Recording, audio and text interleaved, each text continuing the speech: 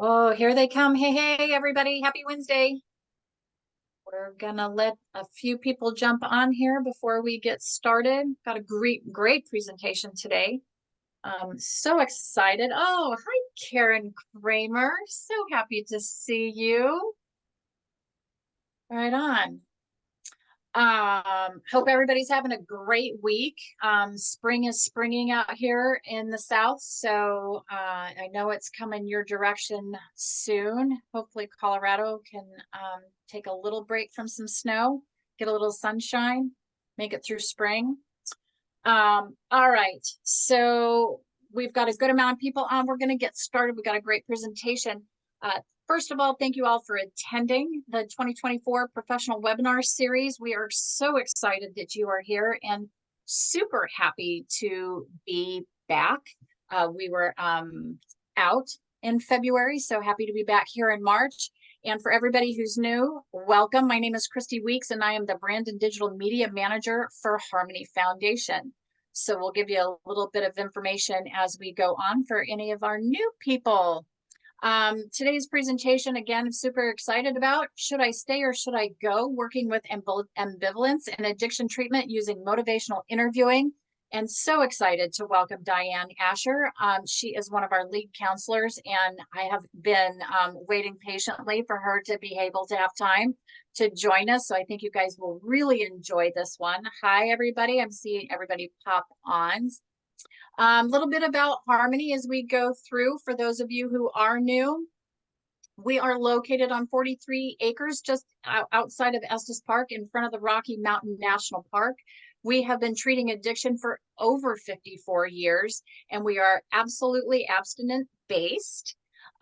We are a 70-bed residential program. We do provide full medical detox, virtual IOP programs, family support and education, and we have a very, very robust alumni support service program. So as I said earlier, we are an individual gender-specific treatment. That was a lot for me today on a Wednesday. I guess it's been quite around my house. Evidence-based 12-step program, lifetime support for alumni and family members. That's always been very important to us, that we treat the family as a whole as well as the individual.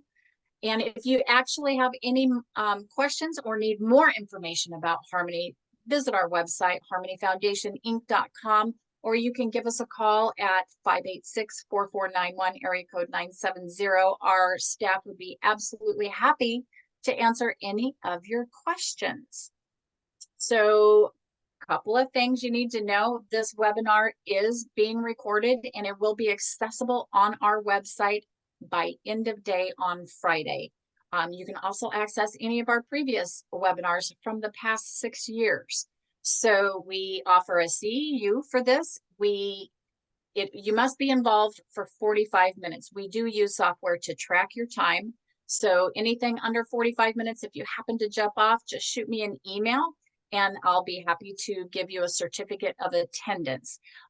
Please give me to the end of day on Friday to get these out to you. And by all means, check your junk mail. That's where my emails go. So if you don't see anything by end of day, search your spam folder, your junk email. I'm probably there. So there is also a survey we're going to ask you to complete. It is not required to receive your CEU, but we would really love your feedback, as we'd like to set up future webinars on topics that really interest you and could benefit your practice.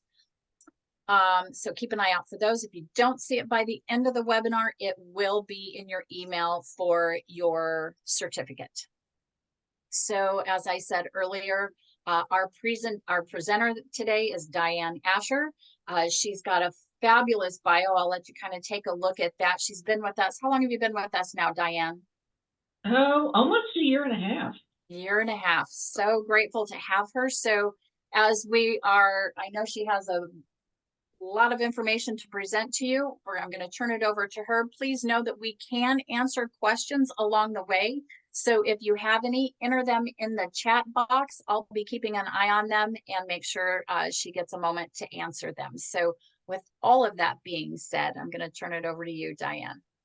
All right. Thank you. Welcome, everybody. I'm so excited that you're here. Let me find my slide. and we'll get started.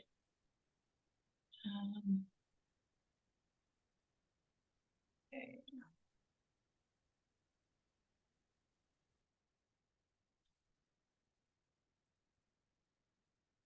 All right, does everybody see the PowerPoint slide now? We do. If you hit from the beginning, then we'll see the larger slides. We're seeing like the actual slide deck right now. Okay, that's weird because are you still seeing just the? So do you have an option at the top that says display settings anywhere where you can swap presenter?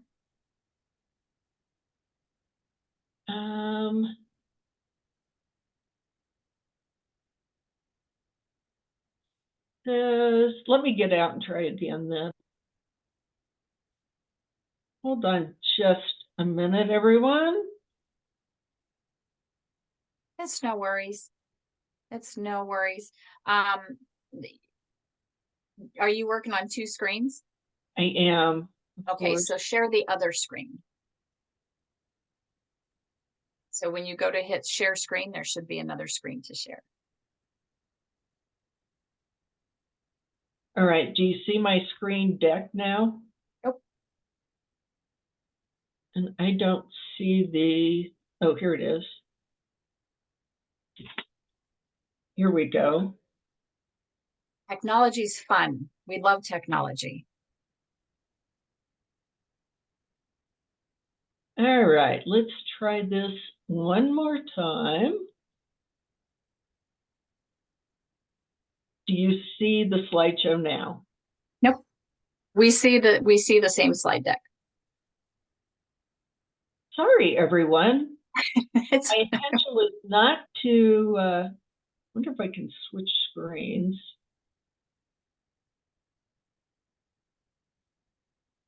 All right, just a minute. no worries. No worries. I have put this group through many technology based issues, and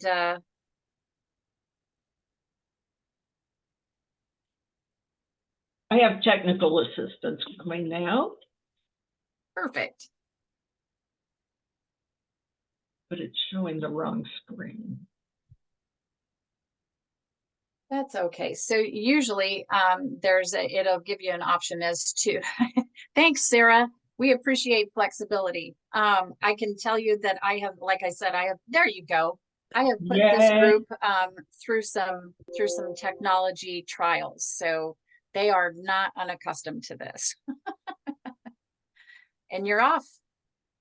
I've been doing training so long on a variety of topics. I started in strengths-based case management that we used transparency. So that's how dark age I am. So welcome, everybody. My name is Diane Asher. I am a counselor here. I have been doing motivational interviewing training, consulting, program design with programs for about 22 years now. And it has made a significant impact on my practice. And so I want to give you the updates about what's happening with motivational interviewing. The 4th edition of the motivational interviewing book came out just this past summer.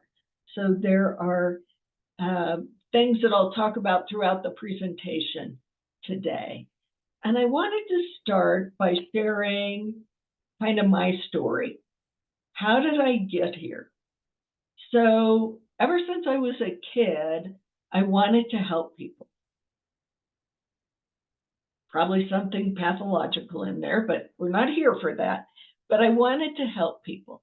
And so here I was, this new, excited MSW fresh out of school, and I just wanted to save people. I wanted to help end their misery. I wanted to make their life better. And this is what I saw. Right? I don't know about anybody else, but when you're working with people in distress, you can see the train wreck coming. That was me. And so I thought that if I just gave them insight, if I could just point out that the train wreck was coming, that they would be grateful and immediately change. Well, that didn't work. So then the next one was trying to teach them, so I would try to give them knowledge. Well, did you know drinking is bad for you, or doing this is not helpful? Again, not particularly helpful. The other thing that is common to practice is trying to teach people skills, right? So as a social worker, I was trained that when somebody is telling me a problem, my mind is already jumping ahead to solutions. And so, well, here's how to change. Here's what you need to do. That also didn't work. So that was how I came into the practice. And this is my reality, right? I was not getting results that I wanted to. I wasn't helping people change. I was just driving myself and everybody else crazy. So what I was missing is this critical element of ambivalence. Ambivalence is normal, whether the change is positive or neutral, right? So ambivalence, according to Bill Miller and Stephen Rolnick, who developed motivational interviewing, the first edition of the book came out back in 1991, and the most recent revision, again, like I said, was in 2023. But ambivalence is that inner debate for and against change. It's not pathological, it's normal. It's normal to feel two ways about something. And in motivational interviewing, we define sustained talk as being those arguments for staying the same. Change talk, on the other hand, are the arguments that you have, the behaviors that you have that move you in the direction of change. So I'll be talking about sustained talk and change talk for the rest of the hour. So what is motivation, or ambivalence feel like? So I'm going to show you a short video clip of people being asked to climb up on a 10-meter diving platform tower. And let's see how they respond to the challenge of that. I'm going to skip ahead a bit. This is a 15-minute video, so I'm not going to put you all the way through 15 minutes. Okay. I'm going to ask for your reactions at the end of this. This is what ambivalence feels like.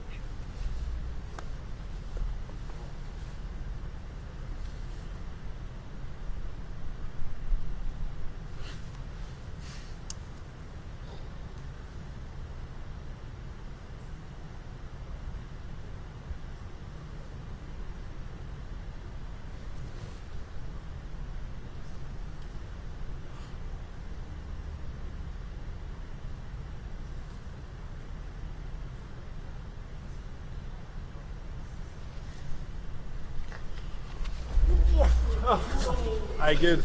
There you go.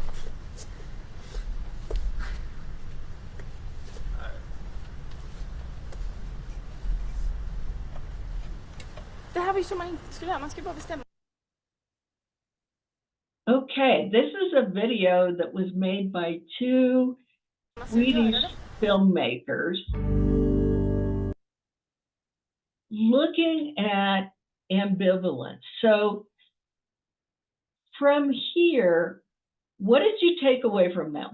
Drop in the chat how that video, watching him struggle with deciding to jump or not, made you feel. Terrified, anxious, fearful, uncertainty, a lot of anxious, apprehensive.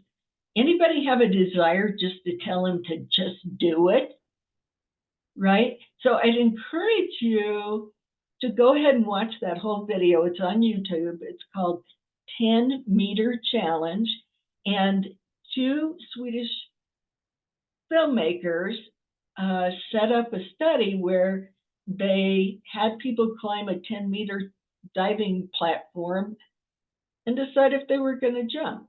The interesting thing in the study is that they paid people just to climb the ladder. They didn't have to jump or not. But it's a very visceral way to feel what ambivalence feels like.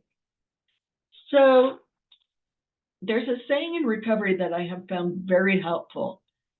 And it is that change occurs at the point in time where fear of staying the same outweighs fear of change. You can see that on his face, that torment. And so I am also in recovery. And there were lots of reasons. My drinking wasn't fun back then at that point. I was pretty miserable, but it was familiar. It was like this cocoon of I knew what to expect. And so I wasn't ready to change until that fear of I'm going to lose things. This isn't going to be good if I keep going, which allowed me to step into the unknown. So it's really important that we never oversimplify ambivalence for somebody, because it's real and it can keep people stuck for a long period of time.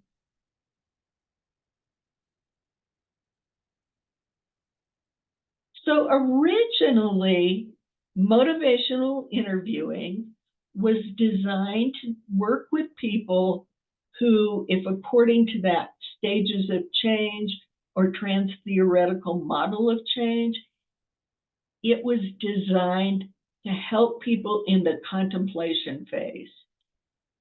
It was designed to evoke reasons for change or change talk. So much has happened in the evolution of MI that we now think of it in broader terms. And so the most revised understanding and definition of motivational interviewing is that it's a particular way of talking with people about growth and change to strengthen their motivation, their own internal motivation. So the idea of growth, helping people reach their potential, is new to MI. Also, MI was originally designed, again, to be sort of a standalone, like this is how I prepare people to get motivated for other forms, other modalities, CBT, EMDR, whatever it was. But what the research has shown is that it's really more about a way to be with people. And so motivational interviewing spirit is the way we want to show up with people. So that pervades everything. And it's good practice, regardless of what modality you're using. So the first one is partnership. And that is simply acknowledging that people are the experts on their own lives, right? I have an expertise that I bring in my practice, But you, the person or the agency, I have done a lot of motivational interviewing work at organizational levels, helping groups change, helping organization change. But it's that recognition that that person, that group, that organization is really the expert on themselves. So a lot of my work has been with people with severe and persistent mental illness, people who are psychotic, or people who are unhoused. And it was pretty clear what they needed to do to change. But I really had to understand, and this is hard work, what it is that they find helpful about living on the street. Not everybody did, but there were people that find them a house, and then next thing you know, they're still back out under the bridge. So it's really about digging in deep and working in partnership. The second one is acceptance. And acceptance and compassion really go back to the work of Carl Rogers, that positive, unconditional regard for people. And that was big in Bill Miller's development as a clinician, as a researcher. So this idea that we have to meet people where they are, because if we don't, they're going to fill it, and they're going to struggle with trust, with the ability to change. So this is paramount. The next one is compassion. I suspect that for a lot of us, this was a motivator to get into this kind of work, is to help people who are suffering, help people who are in pain. So in the context of MI, it's very intentional about helping people move towards health and wellness, right? So I do have compassion. It's how I use the skills of MI to do that without being overly directive. This is a change since the last edition of MI, and that is, it moved from evocation to empowerment. So the essential skill of MI or desire is to evoke in people those reasons to change. I love that they've narrowed this down and really looked at it more from an empowerment point of view, because people have the skills within them often to change. And it's my job to help them find that inner strength and appreciate and use what they already have. And we'll talk more about that as we go. So we have this overall way of showing up with people. So the more research that's been done on MI, the more studies, is that they're now pointing in the direction of using MI in conjunction with other modalities and using it in different stages of change that somebody might be in. So from this way of being, we're going to move in now to the 4 main tasks. And this was something that came out of, it's the 3rd edition or the 3rd revision of motivational interviewing. So that if you think about the work of Carl Rogers, that positive unconditional regard, it's that accurate empathy, it's that acceptance. Think about you're working with someone and you're in the boat together. and they have the oars to that boat, and they go wherever they want, and we just use that real intentional reflections, empathy, compassion to be there with them. That was kind of the work of Carl Rogers. In motivational interviewing, it's a little bit different. So there was research done clear back in 1983 that Miller looked at that found that accurate empathy alone could help people stop drinking. But it only lasted for so long. So MI has been developed to use that same concept, but to look at different tasks. So again, if you go back to the boat analogy, we're in the boat with somebody, but we do have a direction we want to go. We want to go in the direction of health. So here are the tasks that we look at motivational interviewing. And the first one is engaging, building that foundational relationship of trust, accepting people where they're at, trying to understand from their perspective what brings them here. The second one is focusing. And this is working in partnership with the person to figure out, where do we want to go? Where is it that you're going?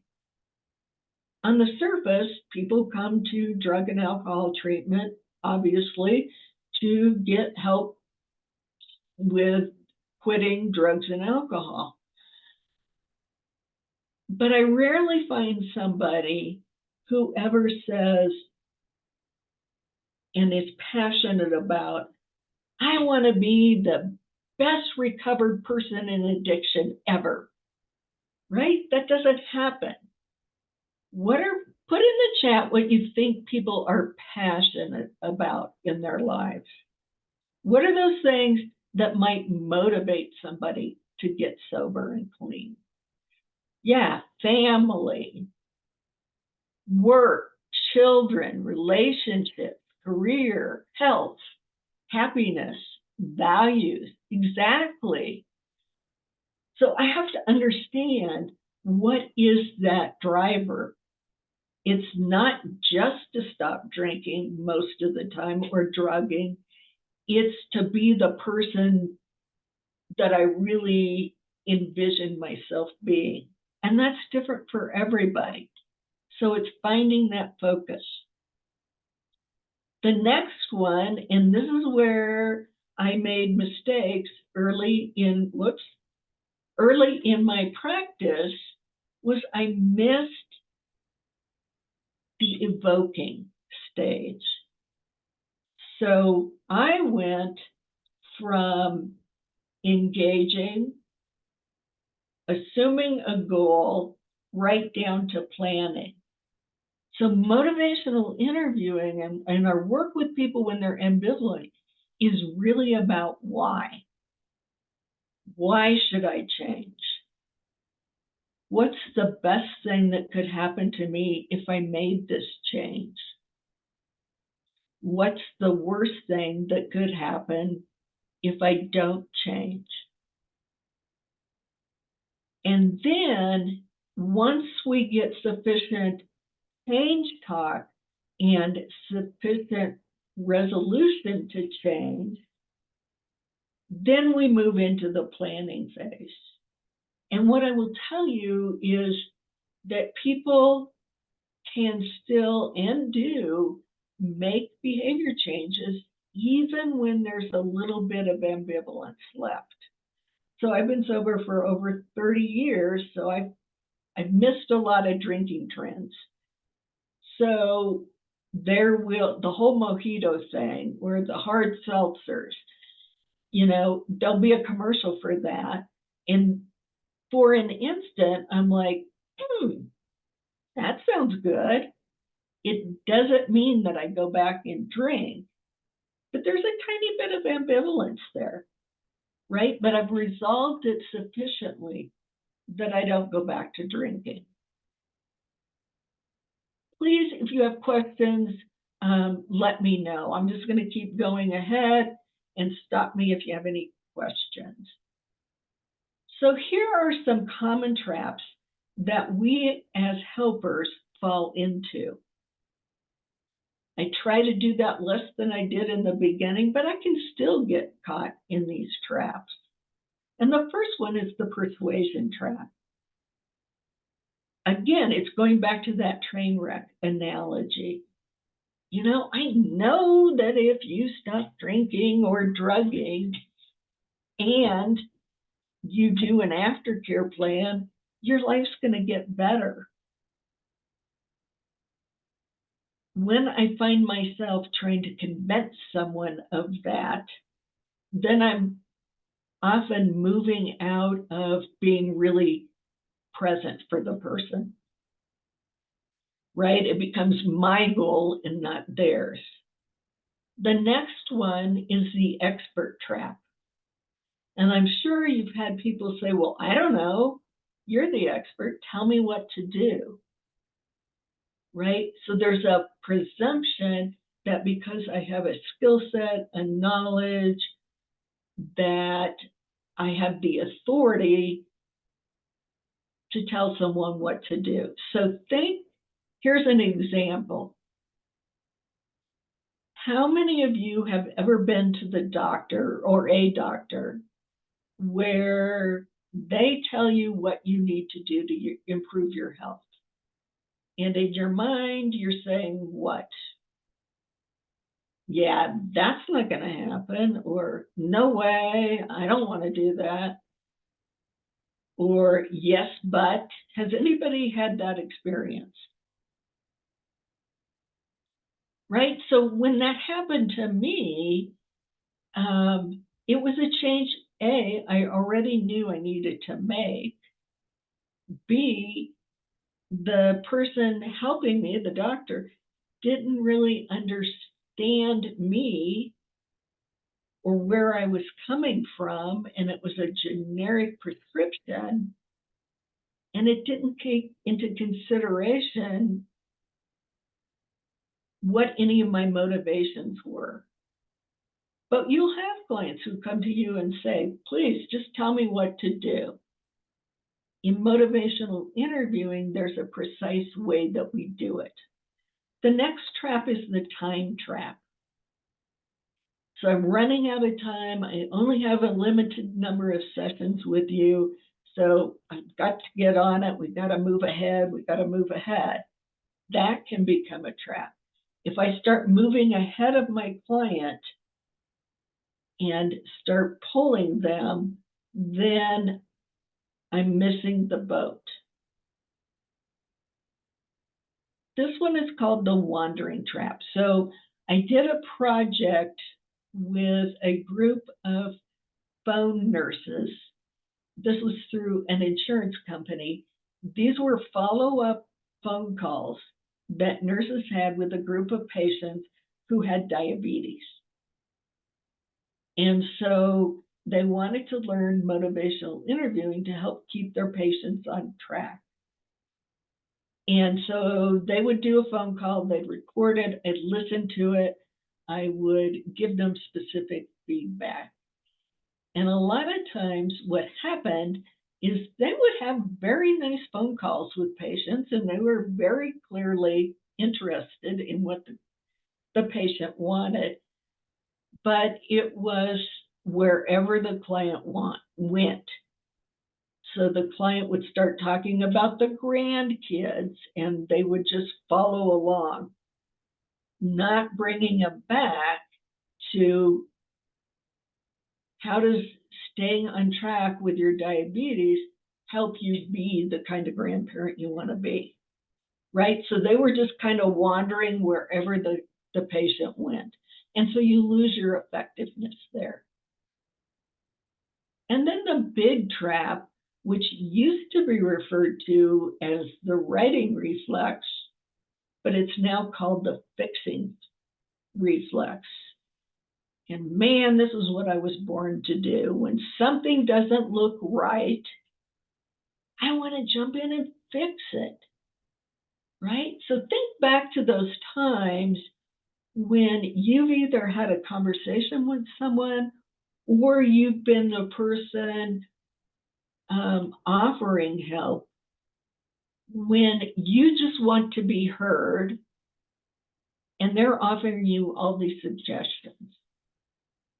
Well, have you tried this? What about this? Have you thought about this? So I know that I'm in trouble when I start to hear people say, yeah, but you don't understand, or yeah, but you don't live in my shoes. So it's that counterintuitive thing where we want to help and we're either playing the devil's advocate or we're offering suggestions. What the person is doing is then verbalizing sustained talk. So you're telling them reasons to change, and they're verbalizing reasons to you. They're arguing reasons to stay the same. So that's the big trap. So again, going back to that idea that in motivational interviewing, it's not about how to fix as much as it is why.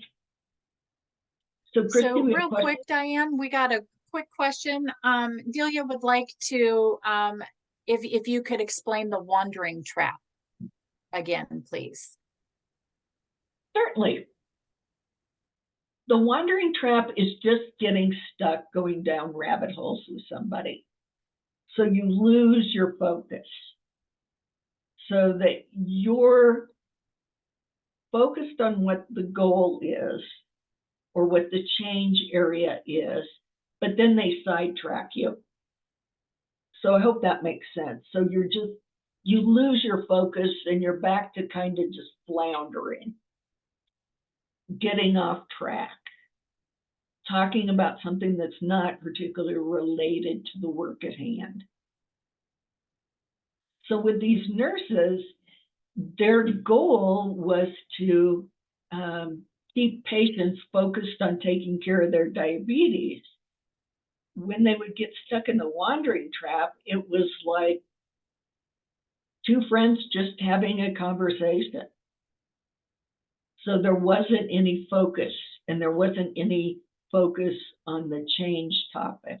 So I hope that makes sense. So now we've talked about the way we want to show up for people and the foundation or the framework using those different tasks. I will say about these tasks is it's not that you move through them in a linear fashion. Okay, so they're fluid. I go back and forth between evoking reasons to change.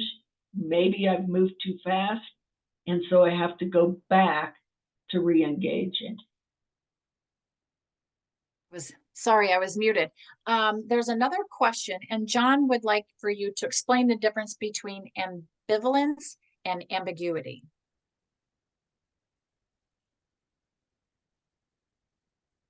I'm not sure I have an easy answer for that. What do you all think? Ooh, let's see what the group says. I mean, I think ambiguity is more around just confusion. Things aren't clear. In my mind, that's the way I'm seeing it, versus feeling two ways about something. Yeah, Raymond's, yeah. Unsure versus unclear. Absolutely. Mm-hmm. It seems to be the verdict here. Yeah, so I'm not just even clear what I want to do versus, example, quit drinking or drugging. There's reasons for me to change, and there's reasons why I don't change. There. So hope that helps, John. Yeah, the uncertainty falls there. So now, again, in a 1-hour training, this is just a very, very brief overview. Many trainings that I do for just basic learning of MI are 8 to 16 hours, so 2 days. And then you move on to really practicing. But here are the skills. So we have this foundation. I know that how I want to show up, the spirit. I know how or what the processes or the tasks are to engage, find that common topic, and then really help somebody focus on why they would want to change. Why would I be willing to give up my best friend, my drugs? And then finally, we get to the how. And we do this by using a number of discrete skills. And the first one of these is open-ended questions, affirmations, then reflections, and finally summaries. So I'm going to briefly describe each one of those. So open-ended questions invite people to talk to you. I don't know if you've had this experience, but if you ask someone who is in drug or alcohol treatment, do you drink? And they say no, where do you have to go? You know, you destroy any kind of relationship you have if you come back with, well, I know you do, or your mother said you do, right? So then I'm just creating barriers. If instead I say to someone, tell me about the last time you drank, they can still come back and say they don't, but it opens the door. And in motivational interviewing, again, my goal is to find out why you want to change, not why I think you should change, but I want to hear from them. So I want you to have a little takeaway. And so we're going to do a group exercise where you're just going to type this in the chat. There are times in motivational interviewing when you're using close-ended questions. And those are times when you want specific information. So this is called the importance and confidence rule. We'll go through half of this together, but I use this all the time. It helps me understand where somebody is at this point in time. And it also helps me get change talk, which helps motivate people again towards change. So think about something you're considering changing. I don't want to know what it is, but something you're considering changing. And I want you to type the number in. On a scale of 0 to 10, how important is it for you to make this change? So put a number in the chat.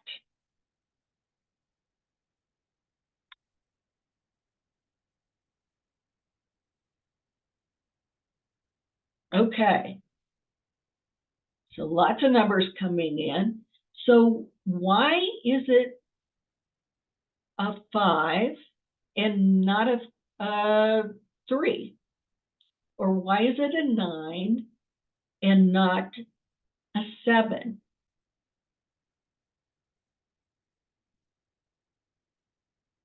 So here, when I'm asking that question, I'm asking you to tell me the reasons why it's important to change.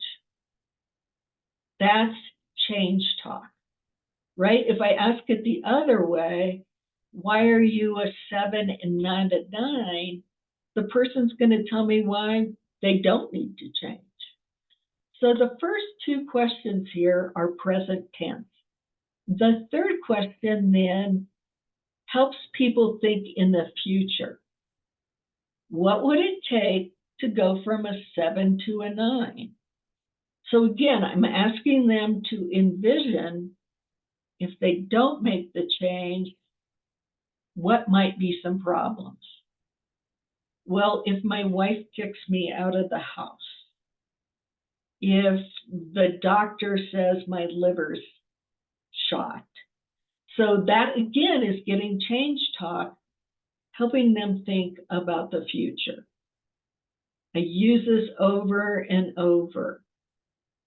The second set, which we're not going to practice here, but is the same thing, except now I'm going to ask about confidence. So a big concept is helping people with self-efficacy. Like, how confident are you that you can make that change? Same set of questions again. So that's the difference between open-ended and closed-ended, and I use both of those kinds of questions. The next one is affirmations. So this is not cheerleading, but again, it's a way to build self-efficacy with your client. So it's important to listen to what is strong and what is good in the person. It strengthens the therapeutic relationship. So think for a minute, how many of you have been given a compliment and your response to that compliment, even in your head, is like, yeah, that was nothing. It was part of my job. Anybody could do that. So the way I use affirmations is to say, wow, I like the way that you did that. Tell me how you did it. So by them verbalizing how they went through that change process or that behavior, it strengthens that within them. The big skill in motivational interviewing is reflective listening. And when I initially learned motivational interviewing and reflective listening, I thought, well, I can't teach this. People got this in Psychology 101, but this is the most powerful skill I have in my tool belt to help people change. So in motivational interviewing, when I'm evaluating recorded sessions from people and I'm coding them to help them become proficient, I'm listening for ratios. So the goal is to ask twice as many open-ended questions as closed-ended questions, and to use 3 reflections for every question. And we could spend a couple days talking about levels of reflection and how to use reflections. But in essence, what a reflection is you're simply mirroring what the person has said. But notice the word meaning in here. So how many times have you said to someone, I'm fine, right? You're saying you're fine, but you're clearly not feeling that way. So reflective listening is not just paraphrasing typically what the person has said, but it's really understanding and reflecting that meaning back. So when I'm working with people with schizophrenia, for example, who have some concrete thinking, I may just mirror back what they said. I may paraphrase. I keep them short and more simple reflections. If I'm working with teenagers and I paraphrase what they said, you guys know what the response is. It's the eye roll, and it's like, duh, I just told you that. So you have to understand who you're working with. So there's the simple reflections, and then there's the complex reflections. And here, complex reflections could be used to infer a deeper meaning or a deeper emotion. And this is how I can start strategically using reflections to help people move in the direction of change. So somebody may say to me, you know, my spouse isn't treating me fairly. And my reflection could be, that's really painful. And you don't want your marriage to go on in the state it's in. You really want to have a healthy marriage. So what I've done is I've continued the paragraph. I've asked for additional meaning so that they talk more about the change. One of my favorite kinds of reflections is a two-sided reflection. And there I'm simply giving back the ambivalence that the person's given me. There's a specific way I want to do that. I want to start with the sustain talk. So on one hand, you're afraid that if you give up drinking and drugs, you're not going to have any friends. And at the same time, looking ahead, you're worried that if you don't give them up, the drugs and the alcohol, you won't even be alive. So I always end with the change side because that invites conversation. And then the final skill are what we call summaries. And summaries are basically specific reflections, either to collate information, to reframe things. And so Bill Miller will describe it like I'm picking a bouquet of flowers. So I'm not going to summarize everything that somebody said to me, but I'm going to summarize those things that focus on their desire to change.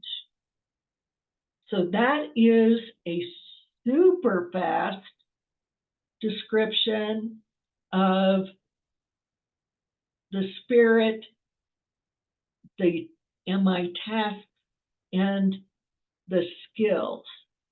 So here is what I'm listening for.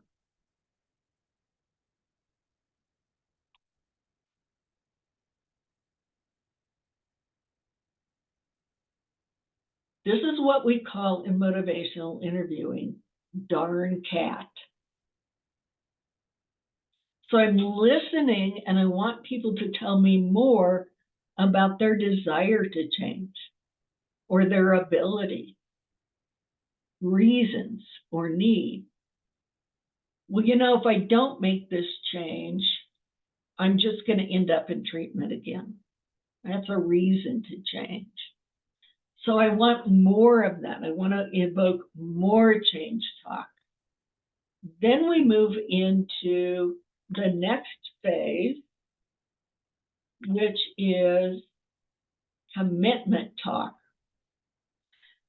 So real quickly, think about the difference between somebody at the altar when the minister says, do you take so-and-so to be your lawfully wedded spouse?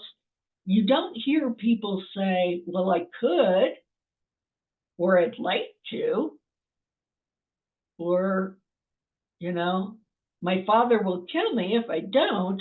We hear commitment talk. So that's when you hear people say, I will do this. Or they give you a date, or you start seeing baby steps in the direction of that change. And when that happens, we see behavior change. So that is an exceptionally accelerated talk. I'm so happy to have your email, give you more resources.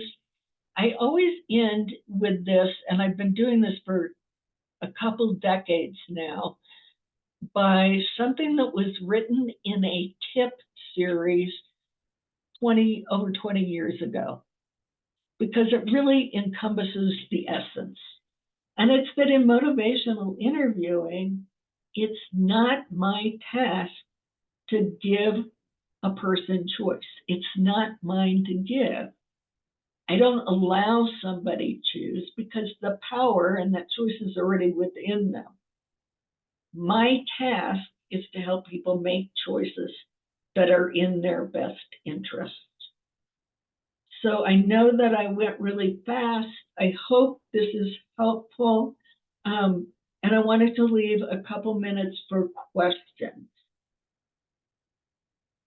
Perfect. So far, thank you, Diane. That was it was a great presentation. I actually, it put a lot of things in perspective.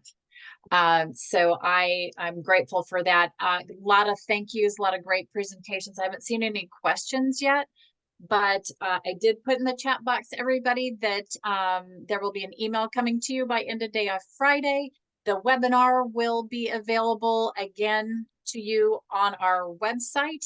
I will not be able to offer CEs for that particular one once we get off the live, but we are grateful for your participation. Stay tuned for information that is coming your way about our next webinar, and Diane's contact information will be in the email.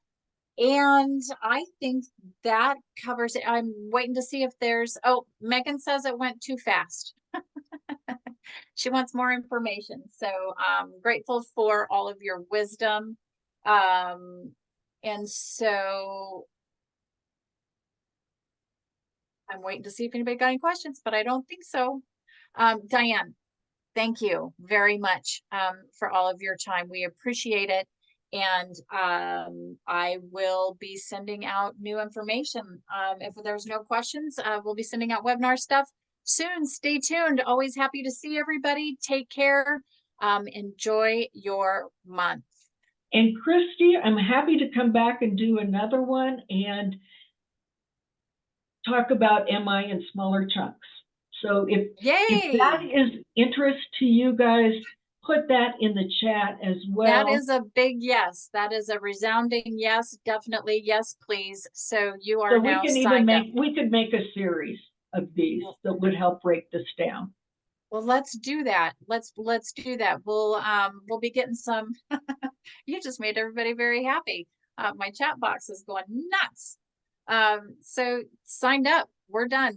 We will be communicating on that. So stay tuned for information on more from the fabulous Diane Escher. And everybody, enjoy your months. All right. We'll see you later. Thank you, everyone.